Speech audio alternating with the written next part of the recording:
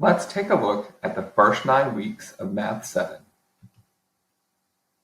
We will begin with Math 7 Regular. The 3 units that will be covered are operations with rational numbers, operations on expressions, and equations and inequalities. And you can see in pink everything that is covered in operations with rational numbers. The blank days cover days where you will develop assessments. So notice that you will give 2 assessments on Unit 1. You will give one after you covered addition and subtraction, and then give another that is the culmination of everything at the unit at the end.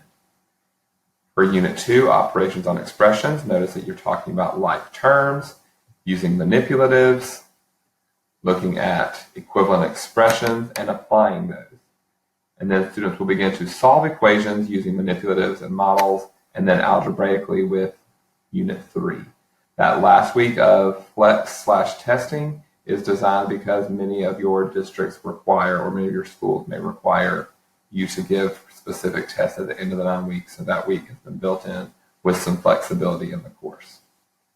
Let's look at Math 7 Accelerated and look at the differences. We're calling Unit 1 the real number system because not only are we covering the same standards that we covered in regular math, we're also looking at those 8th grade standards here. So looking at converting imperfect squares, getting those approximations, classifying and ordering the real number system. So a lot more is packed into that same time span in Accelerated. Unit 2 is relatively the same for the 2 of them. Unit 3 goes a little bit deeper with equations. You're looking at solving equations, still with manipulatives and models, looking at real-world applications, and then beginning work with formulas. So what are the big ideas?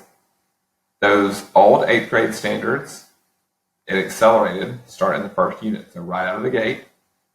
Unit 2 is roughly the same for both courses in terms of the content and the standards. The numbers, of course, will be different, but the standard wording is the same. And Accelerated is going to spend more time on application of equations.